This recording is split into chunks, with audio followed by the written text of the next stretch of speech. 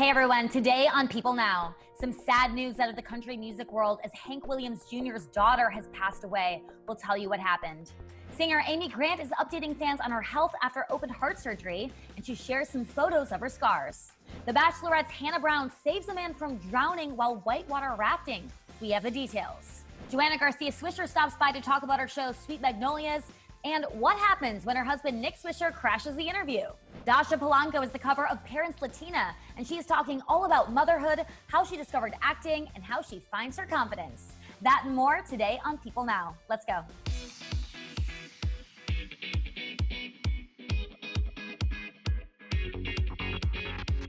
Hey everyone, welcome to People Now. Happy Monday. Hope you all had fantastic weekends. I'm Andrea Boehlke here in Wisconsin. Jeremy is off all week. We have a lot to get to today, so here's what you need to know and what's trending for your Monday.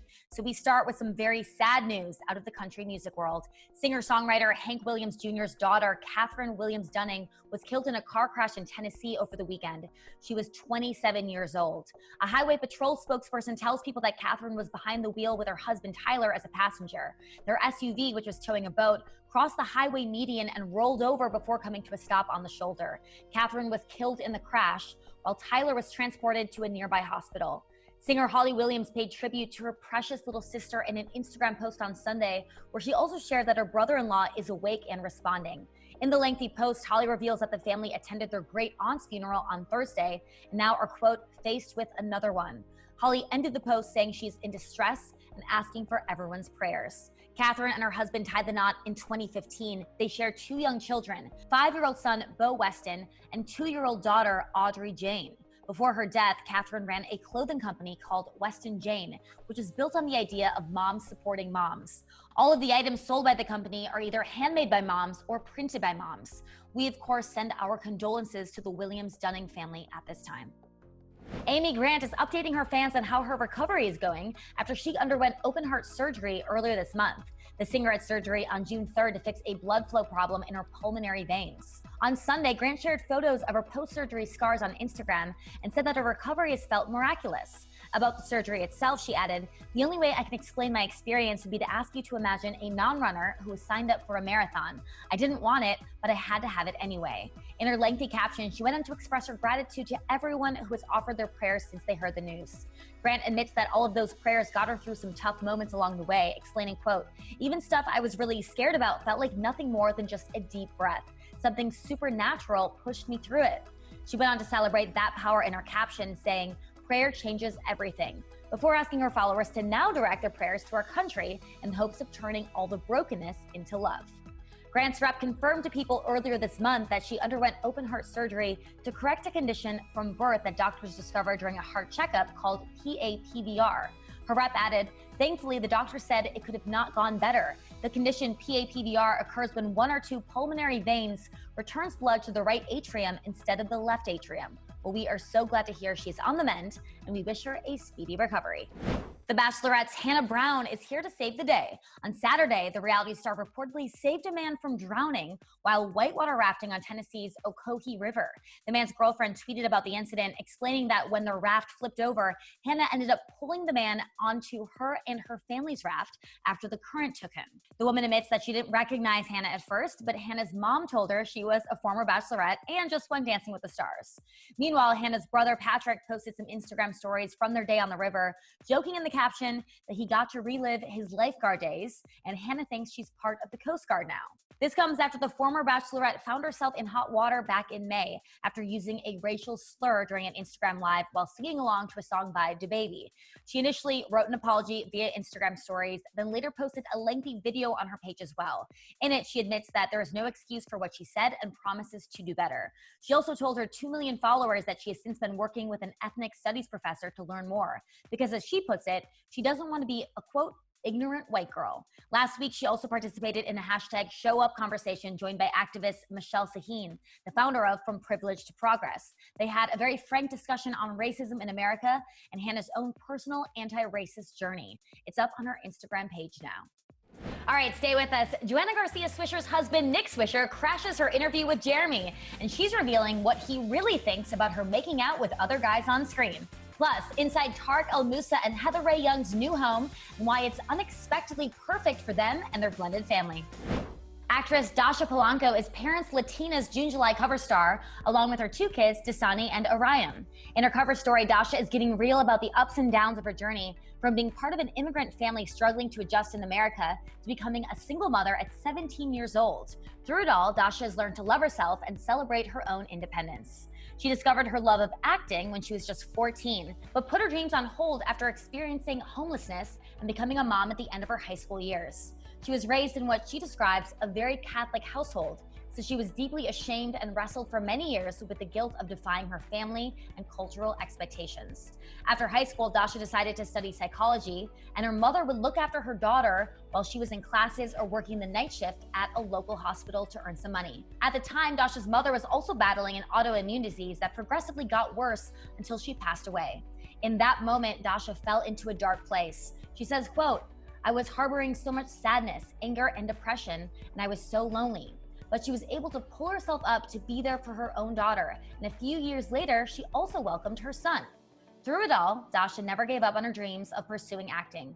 Even though she was plenty busy raising 2 kids, enrolling in a master's program for nursing, and juggling jobs at 2 different hospitals and a surgical center, she still managed to take acting classes and go on auditions. She was actually working at the hospital when she learned that she got her gig on Orange is the New Black. Now she hosts a podcast series on Netflix called Brown Love and stars in Lin-Manuel Miranda's In the Heights, which was postponed to release next year. She's also on hiatus from filming another movie, Samaritan, alongside Sylvester Stallone. She says, "When girls see me on screen, I want them to see hope and inspiration."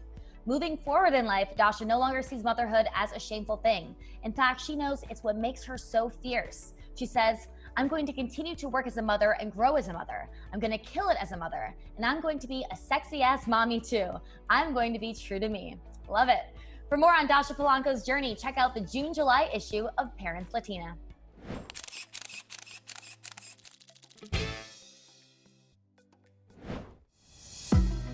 My life is insane. I'm holding it together by duct tape and happy thoughts, and I'm near out of both.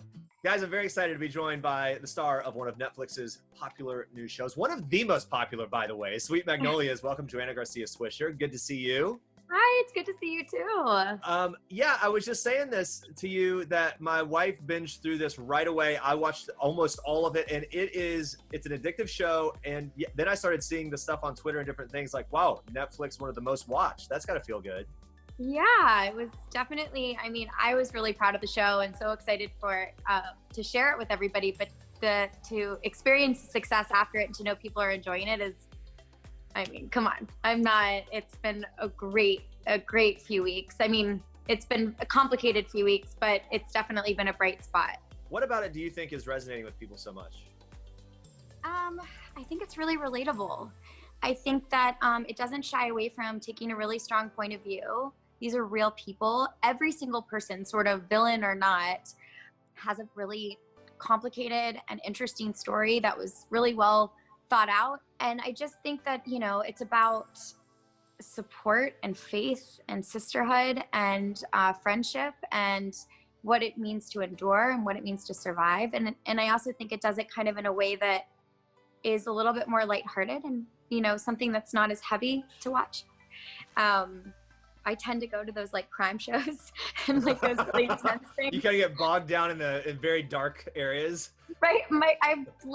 We've streamed Sweet Magnolias 100 times. I probably shouldn't say that to Netflix because I don't want them to be like, oh, well. That's why the numbers are through the roof. Completed, screen time, so it's all Joe. Yeah. But we have. And, but I started The Last Kingdom. A friend of mine recommended it to me. I don't know if you've seen it, but it's straight up intense medieval brutality. Yeah, it's sort of like a Game of Thrones-esque thing, but different. Yeah, and that lead guy, Nick's okay, enough already, Joe. I'm the hair, the fur. Yeah.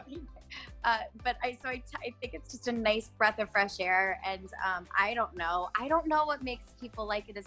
I would say that would be my guess. I'm just really grateful the fact that that it's resonating with people and people are enjoying it. It's all we hope to do as actors is just entertain people happy. So season 2 not confirmed yet, right? No. Do you know anything that we don't know? I mean, all I know is that I've like literally not been above basically telling everybody at Netflix how much we really want to do the show. Okay, again. right. Well, something tells me if it's one of the most watched things on Netflix, there's a good chance you're getting another season. But let's talk about. I feel like we're gonna have a chance. Yeah, where would you like to see things go for your character, the kids, the love life, all that?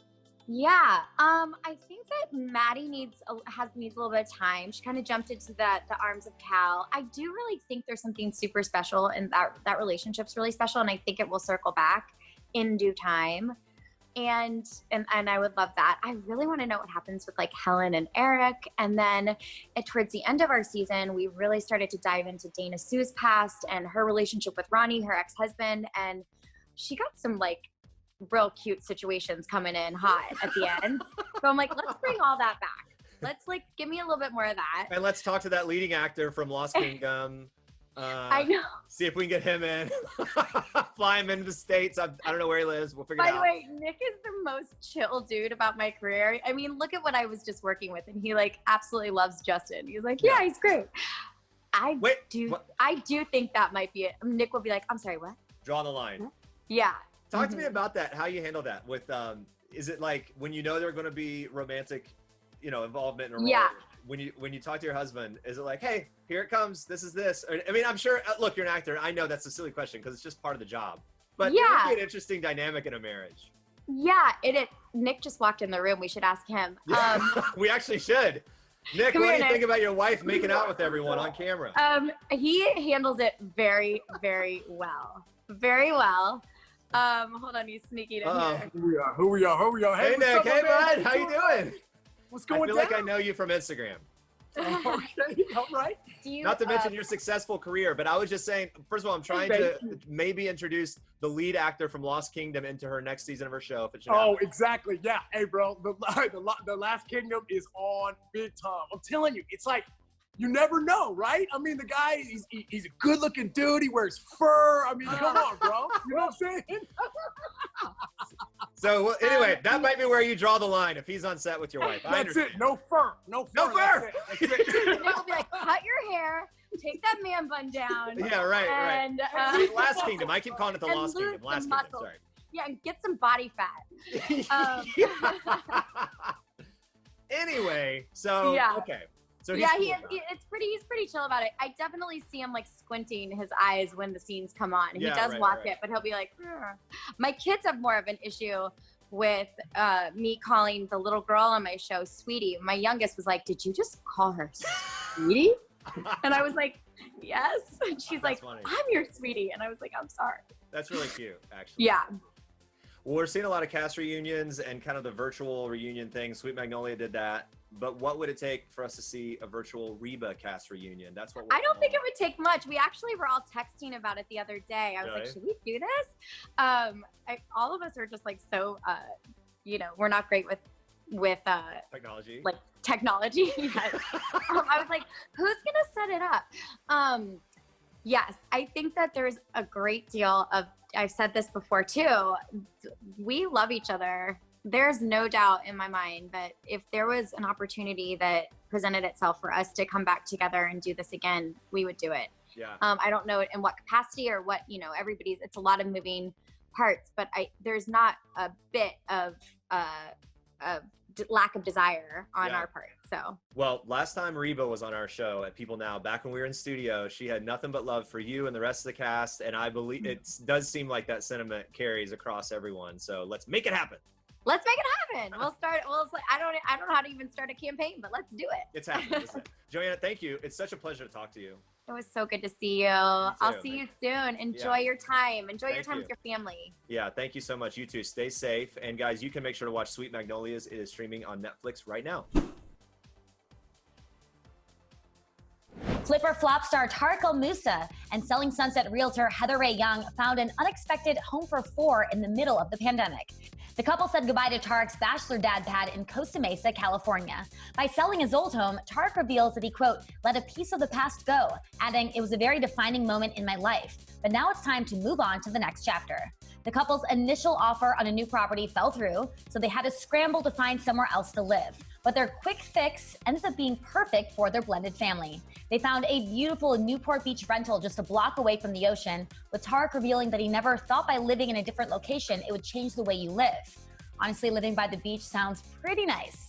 The couple gave us an exclusive inside look at their home, and Tarek showed us his favorite part. Watch. This is where we have all the wonderful family photos, and it is amazing to come home and see the babies. The 3,700 square foot home has 5 bedrooms, 5 bathrooms, and a huge backyard pool. Welcome to our pool. Welcome to our backyard. So this is it. It's not the biggest backyard, but think about this. We live at the end of a peninsula, so this lot right here is probably twice the size of other homes in the area. And because of that, we actually have a really cool yard and we have a pool. Yeah, it's very rare to have what we have, and we look around at real estate all the time. We're always on the MLS looking, and yeah, this is rare, so we're really excited to have this. It's and very rare. It gets hot quick, so I don't have to heat it for too long, which the kids love. Heather, who refers to herself as bonus mom to Tarek's kids with his ex, Christina Anstead, let them choose the themes for their bedrooms. Taylor, who's 9, went for a baby blue and silver theme, very nice. While Braden, who's 4, wanted his room to be all about his love of race cars, just like his dad. Tarek says that they didn't even realize how amazing the house would be for their family until they moved in. And while they know their time in this house is temporary, they're grateful to have a fresh start together. For more from Tarek and Heather, watch their Hollywood at Home episode streaming now on PeopleTV. All right, coming up tomorrow, we are still excited over the news that Matt James is the first black male lead in Bachelor history. Tomorrow, we'll break down what led to the decision to cast him and what it means for the franchise going forward. Plus, Amanda Peet stars in the true crime series The Betty Broderick Story. Find out what surprised her the most about the convicted felon that she plays. Thank you so much for watching. Stay safe, and we'll see you back here tomorrow. Bye.